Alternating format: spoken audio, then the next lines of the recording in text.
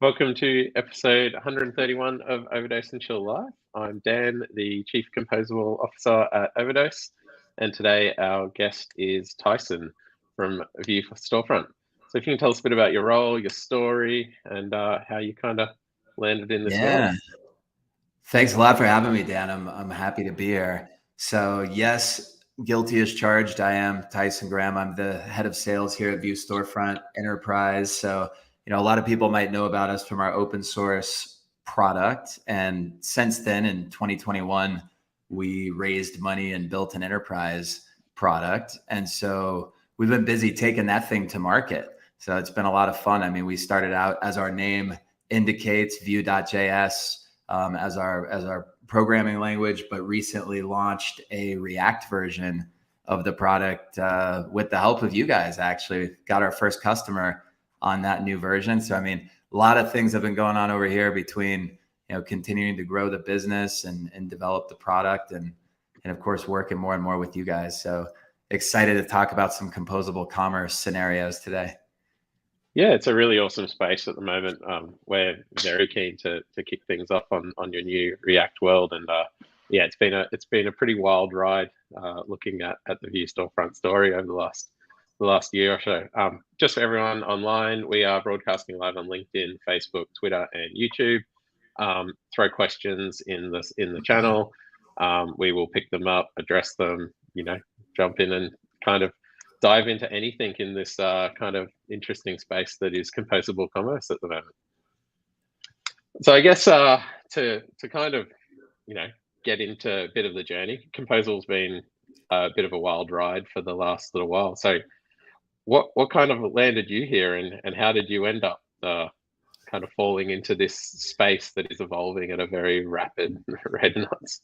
It was a wild journey, man. It's a heck of a question, because I think technically I started my journey, if you go back that far, to 2010 in a systems integrator that I actually co-founded, where we were building, and well, we'll say we're doing everything. We're designing, building, maintaining Magento sites, right? So I always tell people I actually caused all the problems that composable commerce is solving, right?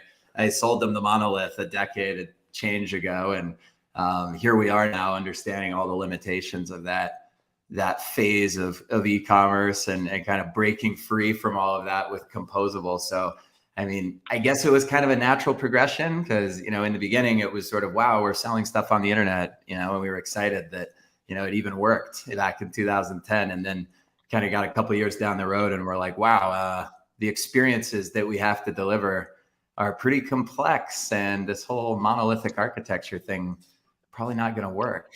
And so kind of ran into a lot of pain points with customers, and helping people try to overcome challenges across the new omni-channel world. And it kind of just naturally pointed towards composable commerce and thinking about it from a front end perspective. So I guess that's the short version.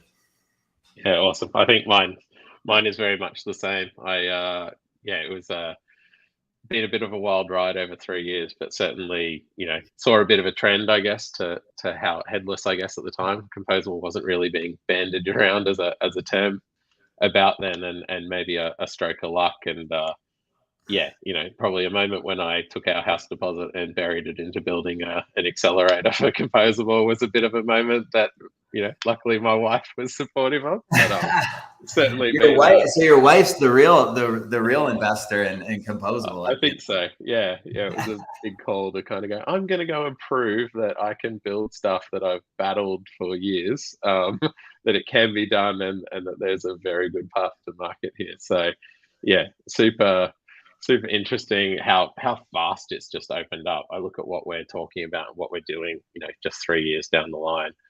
It's been pretty amazing journey. I mean, if you think about it from our side, we didn't even exist a few years ago, right? So like for us, it's, we're pinching ourselves all the time, seeing how fast it's growing, being like, wow, I mean, this is incredible, right? It seemed like nothing happened for several years, and then in a very short time, things just evolved incredibly fast. Absolutely. You're like, when I was stalking your work history, and it's like, you've been there sub 2 years, and you sort of Yeah. first sales guy over the fence in a Series A. It's a Yeah. pretty rapid journey in a 18-month, 2-year kind of window. Have you Yeah. slept in that time, basically? It's been insane. Yeah. So we're like, we originated out of Poland. Our founders, we're working inside, similarly to you and I, inside of a systems integrator. And they saw these challenges with, customers trying to upgrade the experience, trying to, deliver on all the new requirements. And really 2017, they started the early version of it. And after they saw that problem just repeat over and over again coming into their agency, they made a good deal with the founder and said, "Hey, can we spin this thing out as a startup?" And he obliged, and the rest is history. Amazing. I guess, looking at the market at the moment, there's been a lot of discussion that I'd say is either very anti-composable in the market, or alternatively, like muck being the only way. It's almost, there's a big divide happening out there at the moment. What's your take on it? And is the truth almost somewhere in the middle? Yeah, it's a really good question, right? I mean, who's listening right now? I got to be careful. I'm kidding, but ultimately, I mean, in most cases, I think there's sort of validity around an argument in the middle, and I think because of reality, there's kind of two situations. There's theory, and then there's practice. And so I think that if you have the resources and the ability to kind of start from scratch and build the perfect stack, yes, start composable, start with the ideal experience, work backwards to those technology components that are going to make it happen. At the same time, the reality is that a lot of people are going to be sitting in a situation where they have a very, we'll say, complex existing technology stack, and they've got probably a lot of dependencies, maybe some things they need to keep from the old world. And so that's the beauty of it, is that, if you are sitting on a monolith, whatever that may be, some old legacy commerce engine, you can just decouple the front end and upgrade the experience, bring in some search, bring in a new CMS, give your business users a bunch of new capability and see a lot of lift. But then, we see a lot of other people who come to the table and say, you know what, we're going to go and we're going to replace everything all at once. And so that's the beauty, in my opinion, is that you can kind of go at it both ways. And then if you start in, say that path of just bite size, you have, a pretty simple, or at least direct path to upgrading the back end as well. And so I love the optionality is sort of the word that I always talk about, is, the kind of the foundation of composable is that ability for, say, CTOs and other leaders to kind of say, I'm not beholden to anything. I'm not cutting off any of my options. And I can bring in things and pull things out when I need to. Yeah, you mentioned the CTO there. It's an interesting space, because I think one of the challenges of composable at the moment is it's almost like it's so heavily being led by the techos of businesses. It's like developers love it, and I see all this commentary out there, and it's sort of a whole bunch of devs and architects chatting to each other. But I think at the end of the day, we're merchants, we're selling stuff, we have a business to run, and it's like, how do we make technology be the enabler for us? Not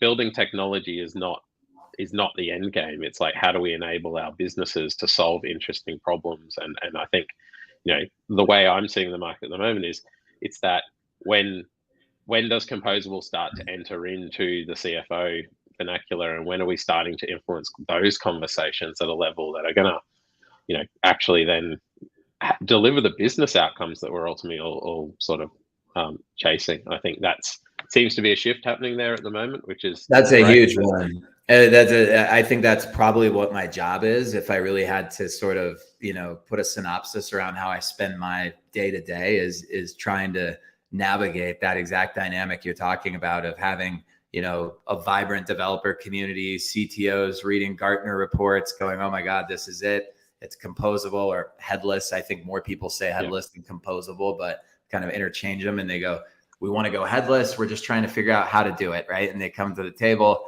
and then we help them kind of build a business case, go across the aisle and talk to the rest of the organization. But that's where the challenge is, for sure, because it's funny that you bring it up, because the point that I was talking about this in an internal meeting earlier today with our team, and we have a lot of confusion about that. Like, what does a technical person think? What does a business person think? And how do you craft communication, to sort of target them and then sort of bring them into the same conversation at the right time, with the right information, so that they're kind of all pulling in the same direction. And it's definitely a challenge, but the way that I boil it down is that engineers typically, if you look at things from like a cause and effect kind of paradigm, that the engineer thinks about the, sort of the causes of things, right? Like, we're going to put this machine in place, we're going to put this technology in place, and it's going to cause this outcome. And then the business is sort of oblivious to a lot of these causes. They just want it to work. They just want to do their day to day, right? They want to see it look good on a mobile screen. They want their customers to stop complaining. They want to get a landing page live that they've been waiting for 3 months because their hands are tied, right? And so it's that kind of light bulb for me. I don't know how to solve it completely yet, but I always have noticed they're kind of coming at it from two different sides. Completely. Marketing and e-com teams, they just, at the end of the day, they don't care about APIs because they don't need to. They care about search and merchandising, and they care about content, and they just want the keys to the castle to trade their sites and build unique experiences and solve business outcomes. And it's that clashing of the business and the tech world is certainly an interesting space. And I guess with this type of technology as well, it almost brings that to the forefront and leads to some pretty interesting conversations. But just stemming it and making it approachable is certainly an interesting and I think challenge. To your point, you've done an incredible job of making it approachable in the way that you guys communicate, just in sort of extrapolating it out of this sort of jargon and buzzword land and using metaphors that are universal that everyone can understand, right? And so I think a lot of it's on us, right? A lot of it's on the technologists for sort of grading towards too much buzzwords, too much, technical jargon. And so I think at the end of the day, the solve will be sort of playing translator, because I think they do understand the same sort of threads, but the vocabularies are so different, right? So, I mean, like, for example, we're a front end as a service, and that's our sort of category, but people are going to call us a front end. They're going to call us a presentation layer. They're going to say experience layer. We also have middleware and integrations. And so that's kind of another piece that sometimes they don't even know, that's part of it. And so I find the vocabulary in such a new space is like constantly in flux. And even amongst technologists, like, I'll go talk to an engineering person over at some big publicly traded company, and, they might still be using like IT and, different terminologies like that. And then I go over somewhere else and they have the VP of application development. And, but at the end of the day, when you pull back the curtain, they're kind of wanting the same thing, which is like a better experience for developers and for customers. And getting through that is tough though, because you got to have some great vocabulary. I guess understanding customers I find it very fascinating as we walk in and chat to prospects and chat to clients to look at, I guess, their capabilities and their maturity and the types of businesses that are leaning, towards this type of approach to not. My view of the world is composable is not for everyone. It's like it's not required in a lot of businesses, and the reality is if your business is quite a straightforward merchant, like, it's probably, it's just not worth the effort involved, or the potential complexity that comes with it. Do you see any patterns or trends as to the types of clients that are picking this up? Are they skewed a certain way? Is it certain teams that are leading the charge when taking this approach and things like that? Yeah, I mean, one of the things that's really jumping out is the omni-channel sort of scenario, right? So I have several customers in the past year that run, relatively large brick and mortar and online businesses. Turns out they're all sort of in that like 20-year-old, maybe more as a company. Yeah. And so they have kind of this old legacy footprint. Sometimes they have, some really old services that might be for inventory or some of those things that they need to to keep on board, but they're really trying to optimize that, online in-store experience. And in many cases, they want to pull in some kind of a kiosk or some type of a screen in store to arm associates and people to actually have the same information, in front of them when a customer walks in the store that they had just accessed online, really centralizing things, maybe one ID, one kind of, one record there with a phone number that can pull all up for everybody. And so I think sometimes, me being in this space for a long time, you forget about that still being very problematic. We think we're in the digital era. It's 2023. We're in the future, right? But turns out, a lot of these companies, that it's completely fragmented when it comes to sort of in-store and online. Yeah, it feels like we spent the last 6 or 7 years at conferences talking about omnichannel, and yet we were still always, running multiple systems. We had 2 or 3 different customer records. There was so many different sources of truth. Omni's hard to achieve. Problem, right? It's still a problem, I think. And the bigger piece that I'm hearing all the time, like with bigger companies, is that, part of the composable shift is usually bringing in like a CDP for the first time. And so a lot of them didn't really have a strategy on customer data. So it sort of made sense that it got very disparate. And now one of the pieces that's typically coming into my projects is a CDP like segment, or, one of these where they're looking to not only upgrade the architecture, but really facilitate better data flow through that architecture. Yeah. I think that data flow is a really big one, and it's a topic I think I spend 50% of my time looking at, talking about, trying to problem solve with customers. But it's that ability to get, as near real time as possible and handle the scale flowing through, where suddenly your web platform knows about your 100 stores and it's got a real time view into what's happening with your inventory and every single in and out. I think suddenly those things are starting to become possible, and really starting to shake up. We were chatting earlier. You mentioned about the type of customers being drawn into composable. What are you seeing out there around the market, and is particular problems you're constantly trying to solve? Yeah, I mean, so it's interesting because, like, if I really summarize kind of our position, being that we are an agnostic front end as a service for composable, we have that kind of unique position of really being the kind of neutral party in there, where we're connecting to everybody, but we're also not CMS, we're not search, we're not commerce, we never will be. We're the connective tissue of the composable stack. We're really that sort of infrastructure that pulls it together. And so what we find is that a lot of the challenges that people are having and that really bring them to us are around velocity. So like if you honed in on one word for us, it's velocity, I would say. 2 would maybe be velocity and optionality. And so what I mean by that is, like, we get experiences to market much faster when we have development teams working in this way. And we have pretty much every customer we've had has reported anywhere from 50 to 50% is about the average in terms of where that development timeline goes to, or in other words, doubling developer velocity is kind of the standard versus the old way. And so back to your point of like, what kind of customers are they? It's really the sweet spot are people who want to get differentiated experiences live. They might have multiple sort of models running. They might have B2C and B2B. Some of our bigger customers have both of those running, and they kind of want to be able to start with the front end, imagine the ideal experience, not be boxed into like a template or some kind of a rigid thing out of the box, but at the same time be able to use pre-built components and layouts and things where necessary.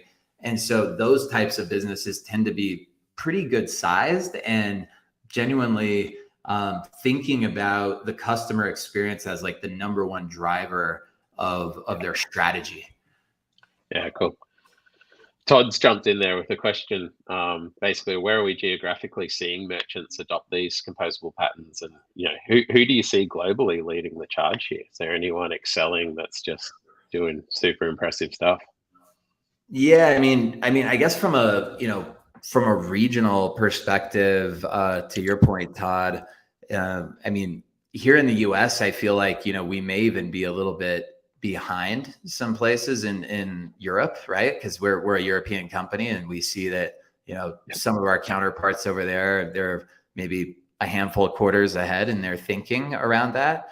But I think we've seen this movie before. I think, long ago, Europe was first to mobile banking long before we were, and many other things. So I think that might be trending. I feel like we're sort of in a similar position to Australia and New Zealand, probably because there's a lot of similar platforms that are very prominent. So I know Salesforce is a big portion of, kind of the market down there, as it is here in the United States. And I felt like they're starting to kind of really get moving this year. So a lot of people who are sitting on Salesforce that weren't really looking at headless last year are all kind of out in the market looking. And so I kind of see it platform by platform more than I do geographically. So if you're like sitting on SAP, you're probably going to have one timeline around how you're thinking about it, because you have something like, say, Spartacus that came into market as an option for, upgrading the front end, but it kind of, has some limitations, we'll say, around, what headless is sort of promising and what it actually delivers. And so we tend to find the roadmap of that existing platform, or that monolith where the customer's coming from, to be a big driver of how soon are they going to look at upgrading the experience. Yeah, and I guess at the end of the day, you've got to get the value out of the asset that you've built and invested a lot of capital in. So you've got to still time any kind of change in the right way and balance that commercial element. Yeah, and I think one other thing is, like, if you're very dependent on your platform, like I know this happens a lot in the world of SAP or Salesforce or something like that, where you've got contracts with them in a variety of different services. They're running your ERP, they're running all these different aspects of the business. It's not so easy to just flip the switch and re-platform. And so kind of what we said earlier, it's the cool part about Composable is you can, bite size, choose to start. Take a piece of it. But at the end of the day, you can't blow up your whole business overnight. And it would just be too much risk in doing that. But I would say, just to like kind of close out, like, who's our classic ICP? Who do we see going composable the most? Is really big retailers generally. But what's fascinating is, I believe, composable architecture is really the most customer-centric approach to things, because if you're someone who wants to create, really differentiated experiences, whatever that industry is, you would probably find your way to composable architecture. And so I think, where we all started was in the retail world, because that's kind of how the internet started, selling stuff on the internet, right? But we have some potential customers right now that are doing, point of sale solutions, that are, delivering digital products and other things, and they want to adopt composable architecture also. So that was somewhat of a surprise. Interesting point there around the big retailers, and Shane's posted up a question which I'll jump to in a second, because I think for us this year, we're almost seeing, I'm describing it as the year of building weird stuff. I look across our composable platforms, and it's trying to solve plenty of really complex multi-sites, almost a given in everything we're doing. There's a lot of marketplace plays, a lot of like, how do we trade across many different regions, solving some pretty funky, orchestration in the background to multiple entities and all sorts of stuff. But then some really, really interesting, B2B use cases where we're working with the team at Mineral Link, which is essentially building a minerals trading platform. We're going to sell titanium online. It's like, when I look at the current economic climate, and you see retailers doing tough, consumer spending's down. At the moment, what we're seeing is these shifts that I would say as very green fields, very much trying to solve some quite unique use cases, and they seem to be the ones unlocking the CapEx spend at the moment. Whereas almost on the retail side, the traditional, fashion and apparel, that type of world, it's almost they're sweating the assets that they've got, trying to trade through a period of, of sort of what will be an interesting 12, 18 months, I think, before we start to see come out of that. So I think for me, that's when I look at some of the sentiment around composable in market being either really pro or really anti it. It's almost like, for me, it's the weird business cases. They're the ones that it's actually opening up, where we would have spent half the project gutting something just to try and fit it in. That's what excites me about when we're starting to solve. Is that because of a some complex, like, is that because of a complexity of experience that those companies you're referring to? Absolutely. I just can't physically see a way that you would tackle it, any other way, where you're selling stuff by the ton, and then you want to almost run auctions and do all sorts of other interesting experiences to facilitate the business model. How you would put that through a traditional ecom experience, I don't know. It's ecom, but it's certainly not ecom like like what you kind of walk in and see on a brochure. And I think, for me, this year definitely seems like that kind of space where we're doing some very funky stuff, and things like that. I'll pick up the question from Shane. For someone who's on something like a Commerce Cloud, what do you see as their path to composable? Like, are they talking multi-year? Is there a faster path to that? How does VUE Storefront sit over the top of Commerce Cloud? Yeah, I mean, it will. So, the spoiler alert here is I'm always going to say front end first is the way to go, right? Because I'm got a vested interest in that. I'm a front end propaganda guy, but at the end of the day, I really do believe that. Even and I think a lot of a lot of other partners in the Mock Alliance that I work with do believe that the best way to think about if you're on Salesforce, SAP, any of those, legacy platforms, is to sort of start with the experience, like we're talking about, define that ideal customer experience, because that's the real unlock of composable. So as opposed to kind of trying to color within the lines and sort of fit into the box that they've given you, take full advantage of that and start with throwing everything out that you've been putting up with, and start with the ideal, right? And define an ideal customer experience, and then kind of work back to commerce. So work back to the back end. And so I think the flipping of that mindset, which used to be kind of like, oh, who's my back end providers? What do they give me? Okay, cool. It's all in one. They give me these templates. They say, I can't do this. I can do that. I guess I'll just live with it. Right. And so I see that big mindset shift being relevant for anybody. So for back to the point of Salesforce, it would be saying, okay, what is that experience that we really want to deliver? In theory, my guess is that they would keep Salesforce Commerce Cloud on the back end as the commerce engine, decouple, and basically use, say, VUE Storefront as the agnostic front end, and then leverage one of our integrations with, say, like Algolia or Constructor on search. Maybe Bloomreach, who knows? Some people like to work with them and use their content cloud as well. And then, another one would be CMS, right? And so you can just look through, best in class headless CMSs, and then you could kind of just stop the transformation there, right? So you could have VUE Storefront as your agnostic front end. I would give you the UI, the API, the infrastructure, and then you could select the search, CMS, commerce, and payment that you want to pull in through our middleware. That would be like the fastest route, in my opinion. But multi-year, I don't think it would have to be, frankly. You could decouple and get live with that sort of first phase relatively quick. I mean, I don't know. You guys seem to move pretty quick in implementing things like that, but I would say it's far less than multi-year.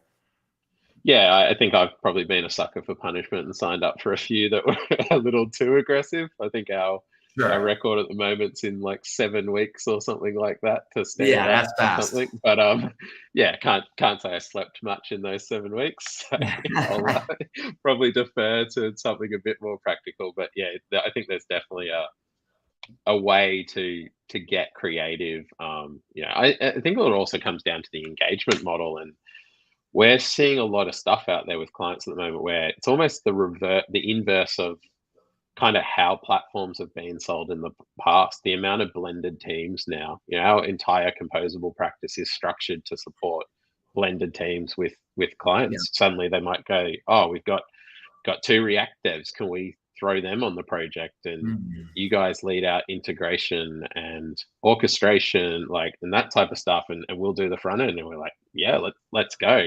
Suddenly you're in there running daily stand-ups and kind of a joint project team with a client. I can't fathom working that way 5 years ago. It was sort of just, was very much a different way. And maybe Let's stay on that point though, like maturity. because I think that's actually a vital distinction, because back to the question even of like, there's always the assumption that it would be multi-year because it used to be, right? I mean, Yeah. if that was proposed, anything like that in the old days, which was, a few years ago, we would have all said, oh God, that's many years to re-platform. Let's, it'd be very dangerous to even think about it.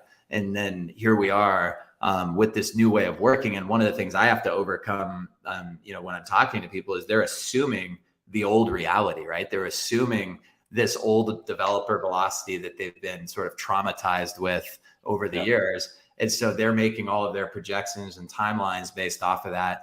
And where we find, the new way of working. And that's what I was saying is like, I'd love to talk to your point where, you're pulling together resources, you say, like from either the team or from the client, internal Overdose, wherever it may be, and you're able to focus on return on resources as opposed to just, being kind of like tunnel vision of, hey, we have this dev or that dev. You're sort of looking holistically at all the resources you have to build a great experience, and you're able to kind of place them in different places on the project in a way that's different. What do you think makes it different? Is it just the architecture, or is there something else that drives that change in the way of working? I think it's almost a culture thing of like somebody coming in and wanting to tackle technology in this way is almost coming in of like, I want the right people on the bus, and I want some smart heads in a room. And we don't actually know exactly where we're going to be, but we've got a bit of an idea, and we're just going to trust the hell out of each other to go and deliver this thing. Like, I've sat in conversations in the last week, and you're sitting down with CTOs going, hey, let's come in and do T&M like in a genuine partnership. Here's 5 of my guys. We need 2 of yours. Here's how we're going to blend up the team. Here's our operating model.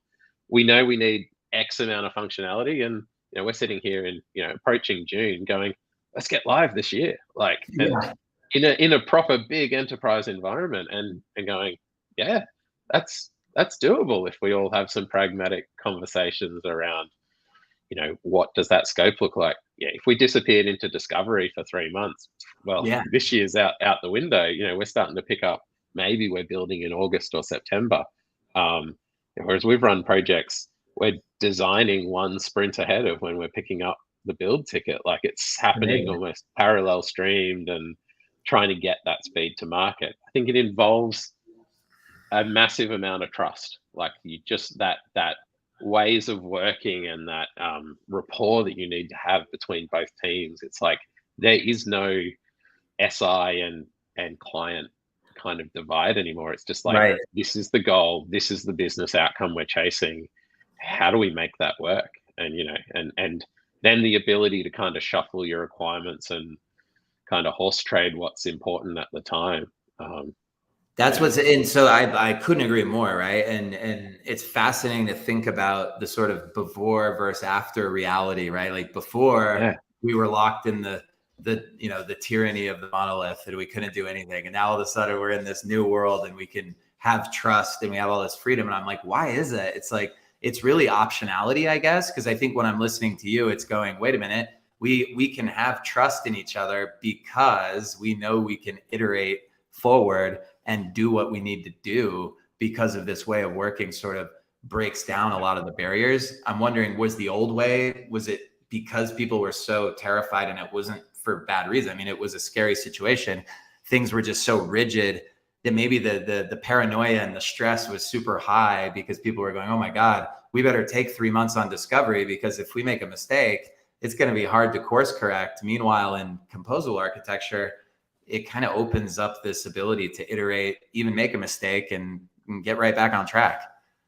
Yeah, it's an interesting one. I had a chat with my team the other day going, talking about not making a decision versus making the wrong decision. And, going like, you're an intelligent person, you're a senior member of the team. Even when we make a wrong decision, it was probably 90% right. Like, bit of fine tuning here or there, bang, feature goes out the door, we're all good.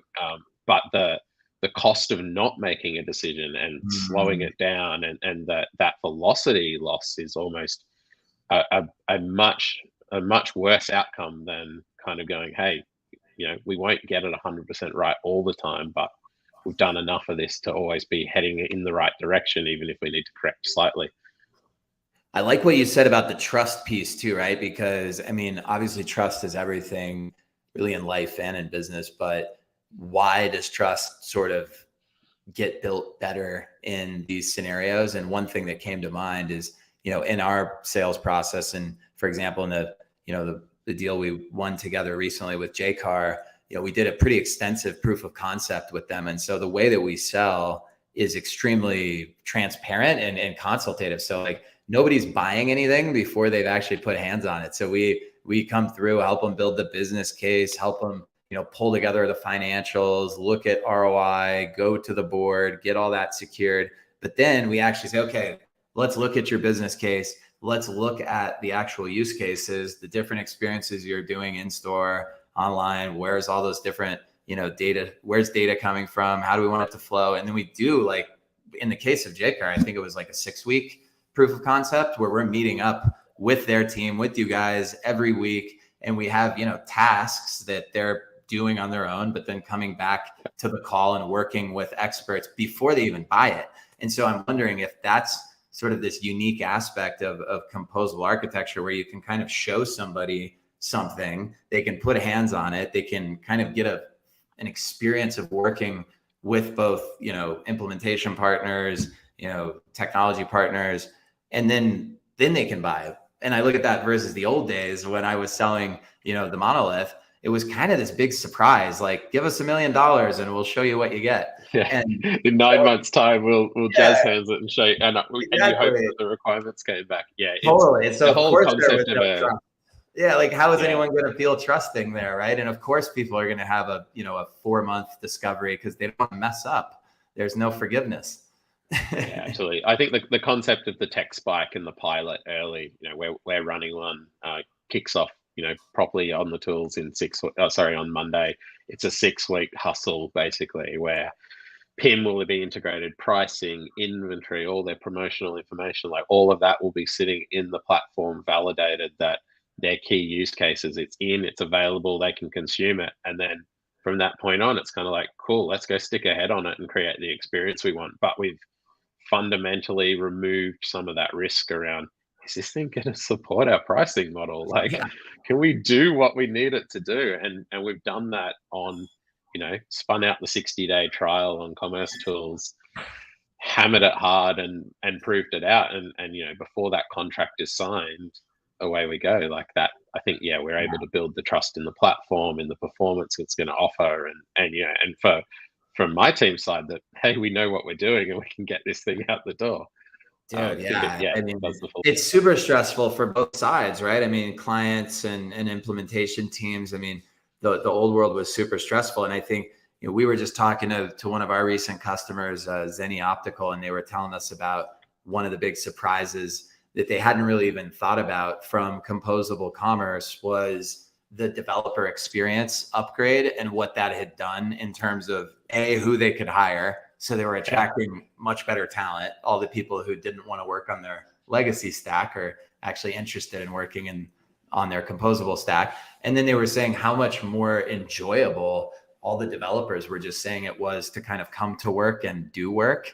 And so ironically, I mean, and this seems actually pretty obvious, even if you know nothing about programming, that if it's more enjoyable, people tend to do a better job and they're more on it. And so by upgrading the developer experience, you're actually driving a better customer experience, because those are the people creating the customer experience and they're enjoying, doing their job a lot more.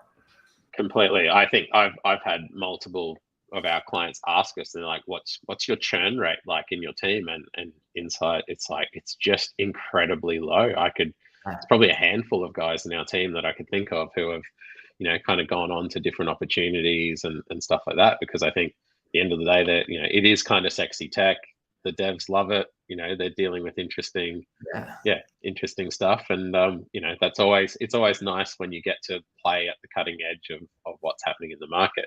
how you use that, I'd say responsibly, is probably is the key there. I think with flexibility comes a level of restraint that's required on how to approach it, how to do this and not turn it into a developer science experiment.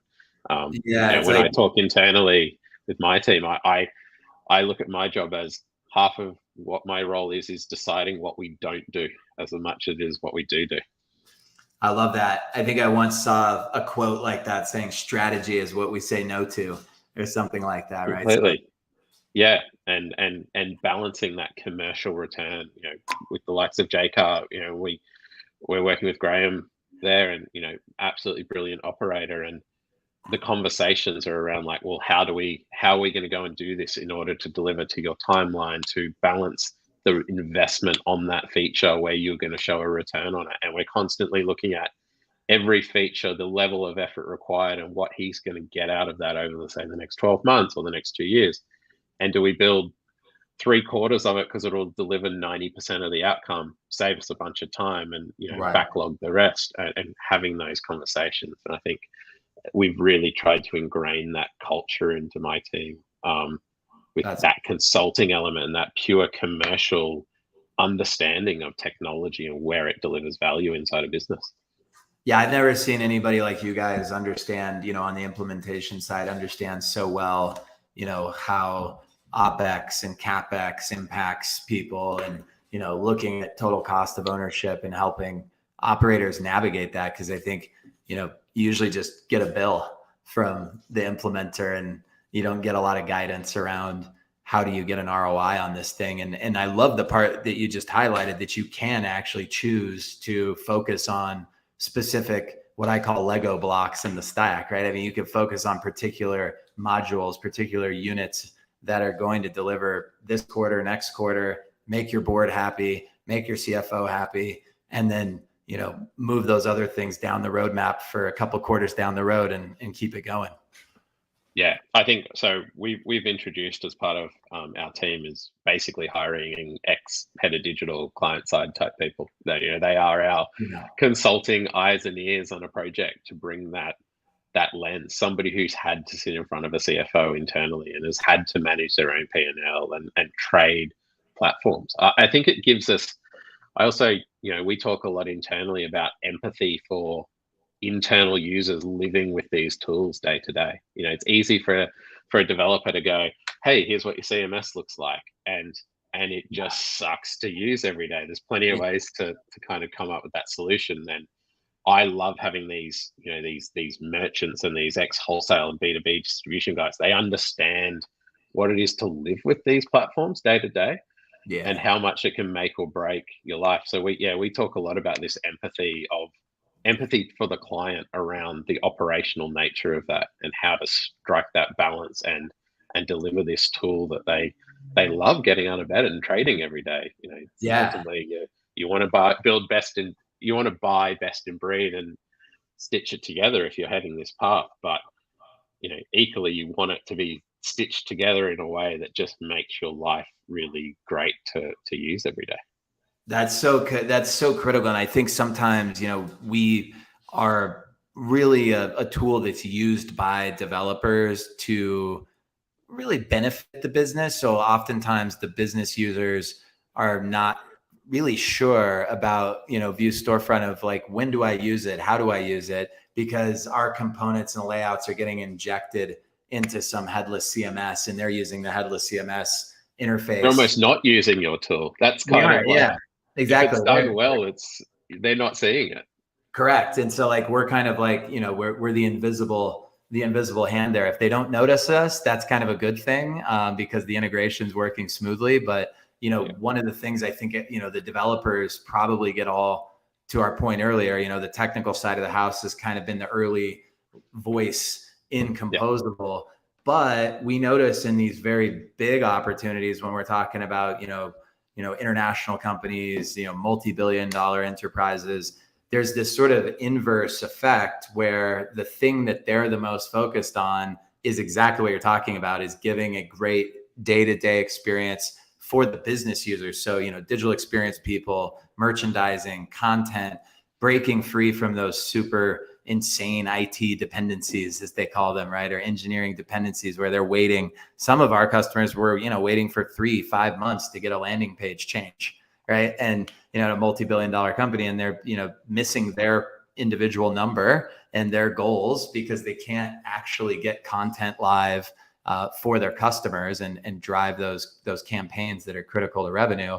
And so sometimes I think it's easy to like go off into, talking about architecture and nerding out about APIs and all these things. But the reality is it actually unlocks content, which is, some people go, content, I mean, isn't that like table stakes? Doesn't everybody have a CMS? And it turns out, no. Yeah, a lot of people are in a pretty bad situation, particularly in these big businesses, when it comes to, hey, let's get some content live and make it look good on every device. That's still the big low-hanging fruit. Absolutely. It's an interesting one when I look across kind of the commerce platform spectrum and my history there. It's like I almost describe it as it's either a really good CMS that does a bit of commerce, or it's a really good commerce platform that's kind of crappy at CMS. And it's typically you pick one line of the other. Like, you've got your Sitecore's of the world that, where you'd say they're a CMS through and through, but there's a commerce element to it. But, and then and it's funny how I just still feel there's this divide. And when we sit in front of our customers, and ultimately I look at them and say, if you have to write me a check in order to open up some new landing page or something like that, it's like, I haven't done my job right. I don't want to take your money for that. It's a really bad way. But I think if we're empowering them with the right tools and the right level of flexibility to get in and inject content across any element, control every experience, bring in all the merchandising and stuff the way they want, then then it's the technology supporting the business outcome and the operation and the trade of it. And it's not, it should not be a technology-led thing. Question in from Steph talking about transitioning clients from that monolithic waterfall sort of mindset of you go do discovery and then, 6 months later, something pops out in UAT and away you go. In shifting to that release driven and kind of building out features, what's your thoughts there? Do you see how do you find that being led inside merchants? Is it being driven top down? Is it kind of? It's a good question. I mean, it's sort of in my position because of just the role that we play. I really am more of, kind of one part evangelist, one part therapist, and then maybe a tiny part seller. But like, back to a lot of empathy, a lot of sort of, philosophy as well of saying, okay, how do we look at the world now that, we're not living in this back-end centric kind of all-in-one monolith, box that we've been living in. And so in the beginning, all of our risk in a sense of like, somebody coming to the table and saying, hey, we think we want to go headless. We have all these problems, which we think, headless solves those problems. And we don't know how to go headless though. So typically the very first thing that we kind of come to, when I first started here, there'd people come to the table saying, we don't know, tell us about headless, sell me on headless, sell me on composable. And then now I almost never hear that. It's sort of, don't talk to me about headless. I'm all in. But turns out I actually don't know what to do first. And so it sounds kind of how. Yeah, exactly. How to go headless is like the headline of, sort of our best content. And it's kind of an order of operations thing because I feel like there's so much out there saying, hey, take my API, come have a demo. But actually seeing the full experience, up, running, put hands on, be able to evaluate, put a business case to it, get a CEO behind it, never happens until they kind of come to us and we can pull all the pieces together. And so the biggest battle for us is if they go to the other end of the stack. So if they start focusing on commerce first, start focusing on everything else first without thinking about, the actual experience they're trying to deliver, those situations will kind of get off the rails. And they might go into this never-ending evaluation of commerce platforms only to find out that they still got to figure out the front end. They still got to figure out, content and search. And that was the whole problem anyways.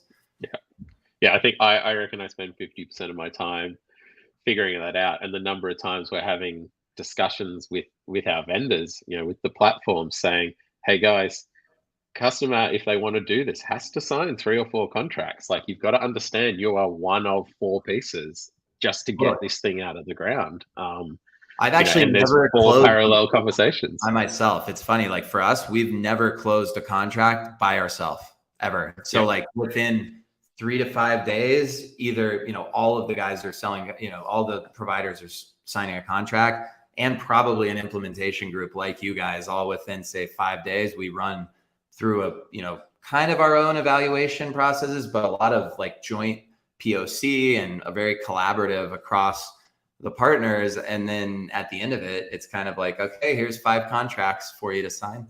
So. Yeah, absolutely. I think, and JCar was a really good example of that. It's sort of like in the pecking order of who's getting signed. And then, it was just, legal working their way through each contract. And then it's like, cool, we're in, let's go. And to the question, actually, that's probably one of the bigger fears. And so the way that I kind of mitigate this is I try to install this idea of, build your composable stack front end first, go through my little menu and pull in search, pull in content, get all the components together. And when they're thinking that way is, it's pretty good. But then I think there's another risk, which is, starting to think about their team, right? They start to go down that path of saying, well, wait, do I have those skill sets on my team? Maybe I need a whole new team, right? And so I think there's a lot of talk in our conversations, not only about how to and order of operations, but, how are we going to skill up your team? How are we going to bring in, Overdose, or, how are you going to hire people? All of these types of things are critical, because Graham, the CTO of JCar, that's actually how, we got to a certain point when we were talking to him, and he's like, man, I really like this stuff, but I don't know who could build it for me. And that was kind of where we were like, wow, okay, well, I know who can build it for you. So that's good. We appreciate that one. That's for sure. It's a very interesting, interesting challenge and kind of, process, I guess. Everyone's slightly different, but there's definitely I describe the pre-sales cycle for us is 80% consulting and less about sales, but it's that stitching together of the worlds to say, cool, here is what your front end's going to be. Here's how we're going to tackle your commerce. We've validated your key problems. This is going to meet all your requirements, and here's the right kit for that. What do you need content wise? And you spend half a day with their content or ecom team, and you go down some rabbit holes and pull all that apart and go, right, here's how we're going to do that. And you kind of stitch that together, and ultimately you're trying to build out a cost of ownership for them, because if they go and talk to 4 vendors and like, okay, so this is going to cost me that, and they're trying to wonder how to join it all together. Every vendor has their own pricing model. Some are based on transactions, others revenue, some are like, how much are you consuming of our APIs? Like, you're trying to piece this world together, and you can just see them going, oh my god, like, what's this going to cost? And nobody knows. That's the funny part. Like a lot of times even if they ask, it's really hard to even put the number there, because to your point, there's so many vendors in the room. Everybody's kind of padding their number. And so I know that was sort of all the work we did, with JCar was really around that piece of saying, okay, what is the order of operations? Because they entertained, a couple different routes. So they, in the beginning, were saying, hey, maybe we'll keep SAP on the back end, and, we'll just decouple the front, and we'll see what we do later, 12, 18 months, maybe we'll re-platform commerce. And then they got into it and started kind of unpacking the level of effort for upgrading, because they had an older version of SAP. And so just the upgrades and the customizations that they had to move over were actually a bigger investment than just doing the re-platform. But we had to kind of go in and validate all those things. So to your point, there's kind of almost no selling. The one thing that I sell is like an idea, right? The one thing that I sell is the philosophy of saying, hey, like, start with great experiences and work backwards, like break free from this mindset. But then from there, it's almost like not only consulting, but like project management, right? Where you're sort of putting together a full roadmap of all the steps that need to be taken by somebody to make the transformation. Yeah, it's a very, very interesting path. And there's always some pretty pragmatic conversations on the way through too, where you sit around with 4 different vendors and say, hey guys, there's a platform here, but this is what we need to do to figure it all out. So, let's work that out between us and the client, and and everyone then can be on board for that vision of where they're going to get to.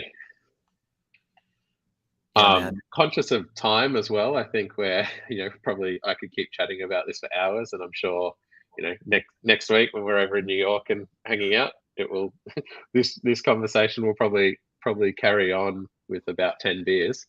Yeah, we can always talk about composable commerce, that's for sure.